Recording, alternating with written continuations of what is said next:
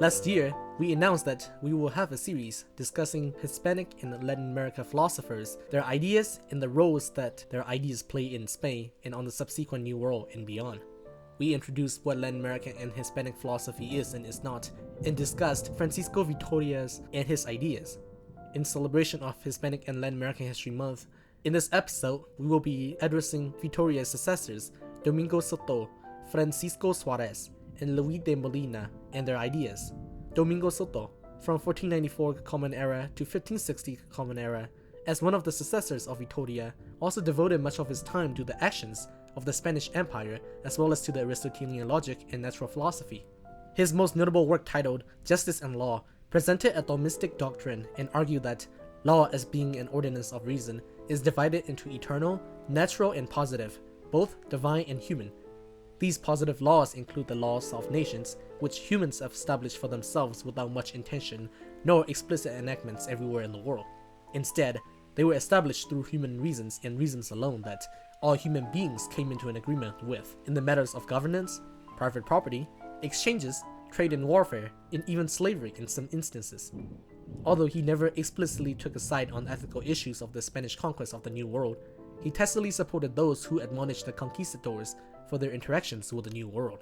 Luis de Molina, from 1536 Common Era to 1600 Common Era, was a Portuguese professor at the University of Évora who defended human free acts in the face of God's causality and foreknowledge. He argued that, with God's grace, humans attain free will, not because of our innate nature, but from the free consent of the created will by his middle knowledge of future possibilities. He also avidly criticized Portuguese conduct in Africa and for its castigation of the black slave trade. Although Soto and Molina held quite a considerable important position at the school of Salamanca and even had a lasting impact on the Jesuits and the subsequent philosophers, none other than Francisco Suarez was more influential than either of the two that we mentioned. He was born in 1548 Common Era and studied and taught at different places until his death in 1617 Common Era, and his works were very influential in metaphysics and philosophy of law. He saw that the object of metaphysics is being insofar as it is real being, excludes being per accidens, and being of reasons. Since reasons exist independently from existence, it transcends all genre, species, and differences and encompasses everything real, from extrinsic denominations like being right or left, being known and unknown, to actually created substances and accidents, to the subsistent, purely actual and necessary reality of God. Therefore, all the beings that exist have intrinsic attributions, which presupposes a common unifying concept divided in order of prior and posterior. In an explicitly metaphysical way, the existence of God is proven by tracing the order of being from effect to cause. Since God is eternal, and the laws which he created are also eternal, Suarez argued that all law stems from this eternal law. He made the argument as follows: a free decree of the will of God, establishing the order to be observed, either generally by all parts of the universe in relation to the common good, or especially to be observed by intellectual creatures in their free operations. As a result, the natural law deriving from the eternal law that resides in the human mind enables humans to discern what is morally good or evil. This differentiates him from Thomas Aquinas in that he emphasized God's wills, whereas Aquinas identified the eternal law with a divine reason as it governs the created universe. However, like Aquinas, Suarez suggested that natural law is the first of all general principles like the golden rule. Particular principles still exist, like one must be just, but these principles give rise to conclusions that are discovered as history progresses. He asserts that the natural law obliges everyone at any time, and there are no reasons to be ignorant about the general principles of the natural law. Regarding the particular principles in the conclusions, they may be unknown at first, but one must seek to discover them.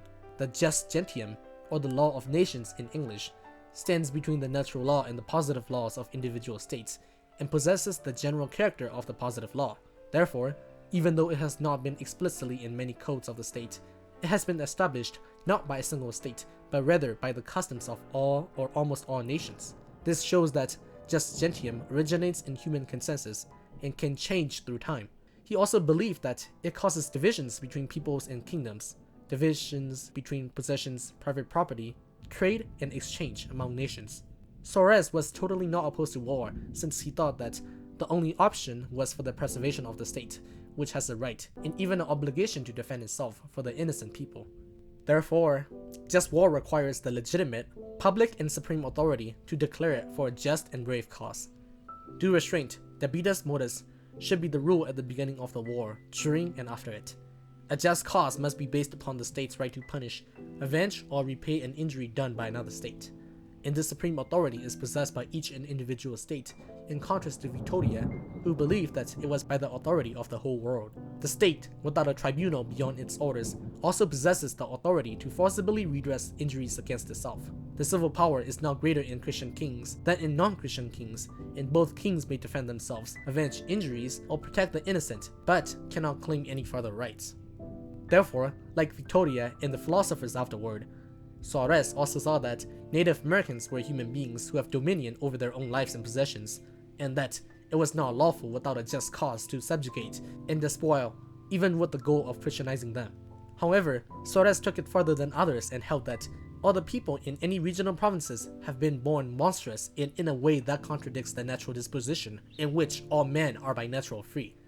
Though we are all free men, because of our natural inclination to form political associations, we will eventually form governments. However, the state arises out of a contract freely entered into by the community.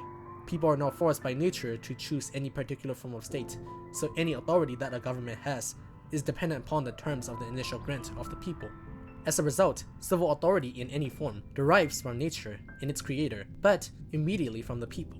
The power of any state, even within their own borders, is not absolute, and the people retain their authority over their government in principle. State power ends where the private life begins, which are by nature prior to the state. And so, he opposed the absolute right of kings and defended the indirect power of the papacy over temporal rulers, who he deemed as kings and government officials, as well as citizens' right to resist a tyrannical monarch. The power of the states of this world is within the temporal order that exists to promote a common temporal good of happiness.